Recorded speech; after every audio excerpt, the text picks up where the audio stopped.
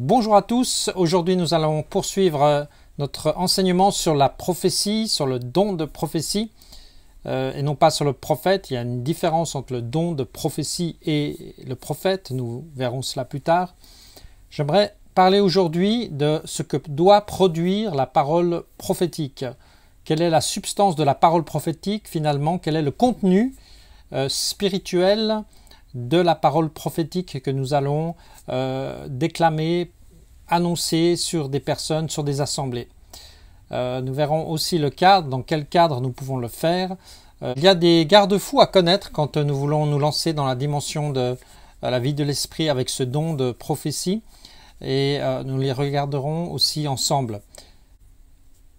Ce contenu aujourd'hui, nous le trouvons dans 1 Corinthiens 14, versets 2 et 3. Il est important toujours de se référer à la parole de Dieu, puisque la parole de Dieu a été écrite prophétiquement inspirée par l'esprit des hommes ont écrit la parole de Dieu. Il y a déjà dans les écrits, il y a cette substance, il y a cet ADN prophétique, et c'est pour cela qu'il est important de la lire, de la méditer, pour que nous puissions nous-mêmes être imprégnés de l'esprit de la parole, si je peux dire ainsi. Donc, que doit produire notre parole prophétique? Eh bien, nous voyons cela dans toujours 1 Corinthiens, chapitre 14, versets 2 et 3. Celui qui parle en langue ne parle pas aux hommes, mais à Dieu. Car personne ne le comprend, mais en esprit il profère des mystères. Mais celui qui prophétise profère pour les hommes trois choses: édification, exhortation et consolation. Alors, on va regarder d'un peu plus près ce que signifient ces mots. En introduction, j'aimerais simplement dire ici que l'apôtre Paul va corriger le déséquilibre qu'il y avait chez les Corinthiens par rapport à la glossolalie, c'est-à-dire le parler en langue, qui était visiblement excessif. Il y a une forme de compétition, ça arrive malheureusement assez souvent avec les dons de l'esprit. Donc l'apôtre Paul va expliquer, va remettre un cadre autour de cette vie de l'esprit. Il ne va pas tout éteindre, il ne va pas arrêter, il ne va pas stopper, il va le faire avec beaucoup d'amour et de discernement, mais il va simplement dire, ok, la glossolalie, le parler en langue, c'est bien, c'est super, mais ça s'adresse à Dieu, pour Dieu.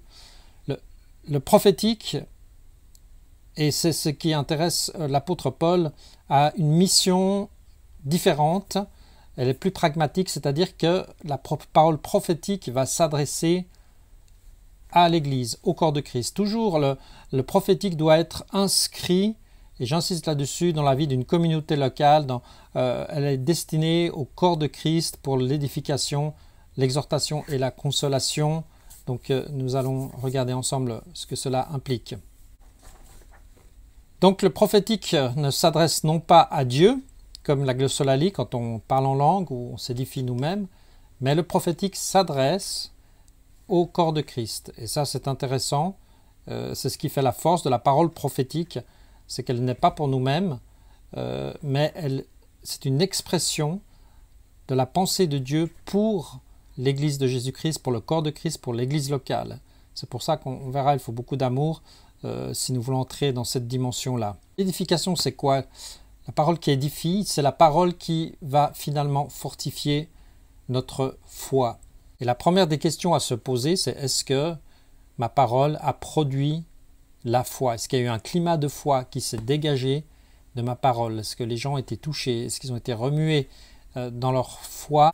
Deuxièmement, l'exhortation, il y a quelque chose de très dynamique dans l'exhortation. C'est une forme d'encouragement. Il y a le commentaire de Godet, qui est un théologien bien connu, qui dit ceci: le second terme, donc l'exhortation, désigne un encouragement s'adressant à la volonté, une impulsion énergique capable d'opérer un réveil ou un progrès dans la fidélité chrétienne. J'aime beaucoup cette définition. C'est une décharge d'amour de Dieu qui va stimuler, qui va pénétrer dans le cœur de la personne qui la reçoit. Donc, cette exhortation, c'est l'amour de Dieu qui se manifeste pour une personne. Donc on peut dire que le premier terme, l'édification, se rapporte plutôt à la foi. Le deuxième terme, exhortation, plutôt à l'amour. Alors ce n'est pas une piqûre de foi cette fois, mais c'est une piqûre d'amour de Dieu dans un corps malade, et c'est glorieux. Troisième, c'est l'espérance, c'est-à-dire la consolation. La consolation qui va apporter dans le cœur des gens eh bien, la consolation, la guérison.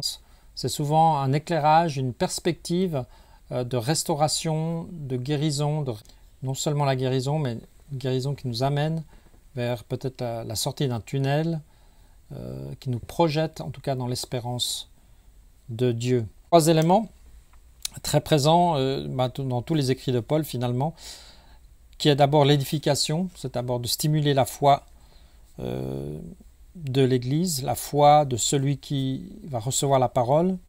La deuxième, eh bien, c'est l'exhortation, cette dimension d'amour. Et la troisième, cette consolation qui est à avoir, nous l'avons vu avec l'espérance. C'est d'ailleurs très intéressant de voir comment termine l'apôtre Paul, puisque tous ces écrits, quand on les étudie un peu en profondeur, il y a toujours des... Il fait des parallélismes, il est très clair dans la manière bien sûr dont il a écrit ses épîtres. Voici ce qu'il dit au verset 13. Mais maintenant, la foi, l'espérance et l'amour. La foi, l'espérance et l'amour. Ça nous rappelle l'exhortation, ça nous rappelle l'édification, ça nous rappelle la consolation, n'est-ce pas?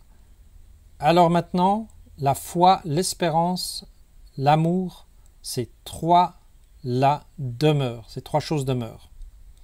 Mais le plus grand des trois, nous le savons, c'est l'amour. Nous y reviendrons dans une prochaine vidéo où je parlerai des garde-fous ou comment prophétiser en toute sécurité. Que le Seigneur vous bénisse.